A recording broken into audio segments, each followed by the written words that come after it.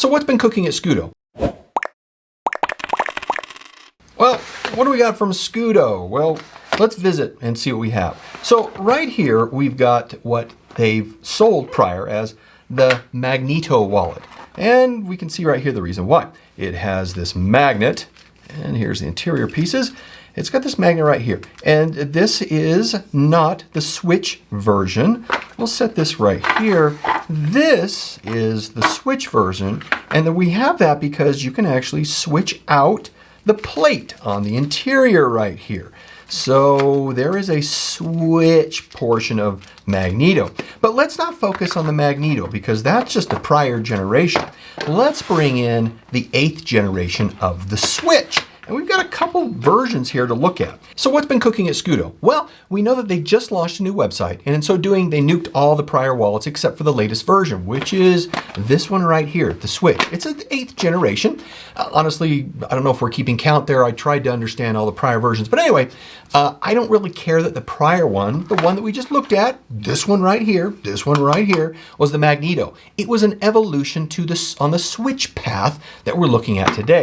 Now, I reviewed all the prior versions except for some of the first ones that look like a padlock, and they have tinkered with their manufacturing more than about anybody else, which isn't bad. They're constantly improving it. So if we look at the Magneto and we walk through it against the Switch, well, let's just do that. Let's set this aside. Let's pull this one out right here. Here is what we would consider and is the new Switch. Let's get the prior one. This isn't the Switch. I just like the flag. Here it is.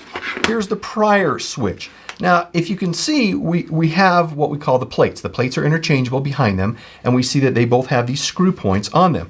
If you look at this closely, what's the difference? One of these things is not like it's the placement of the magnet. The magnet went from the Magneto in the middle up to the version history of 8, the 8th version here on the top. But it's the same. So if we look at here, we kind of get rid of the interior, and we see how the placement of this magnet sits there. We can get into here, and we can also see that they are essentially the same in how they're placed. It's just this is a little bit smaller. Overall, the design is functionally the same. But as I talked to George, that what this is the evolution of the Switch. It's really where he's wanted it to always go. It makes it very easy to get into. We'll talk about that as we get into the usability itself. So moving on to the feature review. The wallet comes in 3 capacity sizes, 8, 12, and 16 cards. Being that it's a CNC'ed wallet, it really, it can't expand beyond what it comes in at.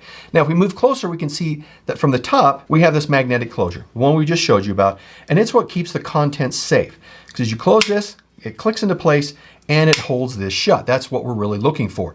And it's a front opening option, which, you have your finger pull right here at the top, which is quite nice.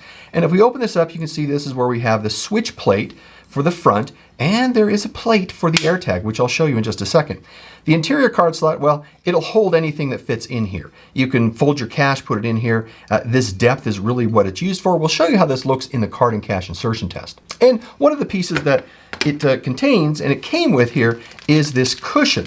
So this little cushion is, if you have, well, definitely cards, but if you have coins that you may keep in here, this can go to the bottom. This helps keep things nice and quiet. If we go to the back of this now, we have 2 options. We have the closed or we have an open back, and it's completely open. And here's an example of that right here. Clear plate, do not discard. If we open this up, we have all the options that we have in here, including extra plate, which we'll show and talk about right there. So this is it's don't discard, because you'd put your license or whatever it is behind here, put that down, and you'd be able to see it through here. That way it protects whatever card is there, but it's easy to see. And of course, this is open. It doesn't have RFID protection right here. So you're able to use this for tap, pay, or for an access card, whatever might suit you the best.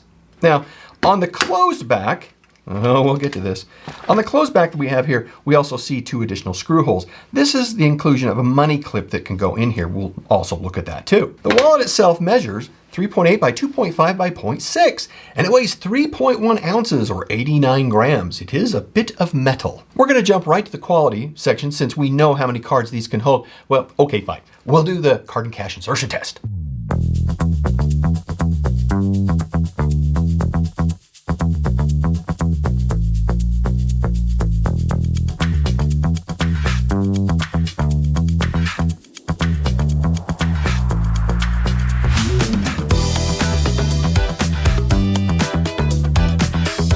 You saw I got 7 cards, which included the driver's license in there and slips of cash in the back. And I showed you all the different kind of versions, and this one in particular has the money clip on back. Remember we talked about the 2 holes at the bottom when it's a solid back, that's what gets you there. From a quality perspective, this is designed and made in the United States. The body is made from a CNC'ed 6061 aircraft grade aluminum. Now the hinges and the spring lock on these, they're a little different, made from hardened stainless steel. Now the aluminum provides, if you've got the whole wrapped all around CNC love RFID protection, it's really not a concern.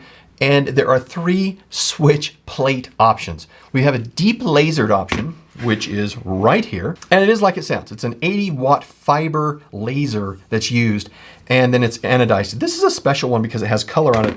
I thought that was really awesome. There's a carbon fiber version, which is this plate. And the plate comes to it on it, which you can swap out. You can see how it fits very nicely right there. And the final one is a Midnight Series. And of the 3, I don't have a Midnight Series right here. What it is that they take a series of plates, they have a vector surface on it that's lasered after the black hard coat. So it starts with the black hard coat, they laser it, and it just provides some depth to it. You can see it on their website. They're all actually really pretty cool. At the time of this recording, the deep lasered option, which is right here, was $79, which includes the plate. The Midnight Series is $76. The carbon fiber is roughly the same. Each additional plate is $15. So, you got a plate here, and we've got another plate right here to kind of take a look at, and any of these other plates that you have in here, all kinds of options, all kinds of plates to get into. The money clip here in the back, that's $20. The AirTag, which we've got right here, this is $22. And then there's an AirTag key holder, which is separate, and that's also $22. So now let's take a quick look at how it works. The new Switch represents the evolution of the Switch wallet design over time. We see the advantage of the magnet, really to keep the wallet closed, like we have right here. Unlike the Magneto, this is on the outside. We see from the Magneto, it's integrated into the body right here. So this is a little slimmer, and it's a little more advantageous. You have your finger pull right at the top, works really nicely, presented in a portrait mode, and it's just a very slick design. You have the capability of putting the money clip here in the back. We also, of course, showed what we had here by way of the AirTag. And this is a clip that we get and a plate on the back. And so it has 2 components where you put the AirTag in first, then you put the plate on the back. And that provides the option. And of course, we talked about the open back here if you like to have an ID or you like a tap option.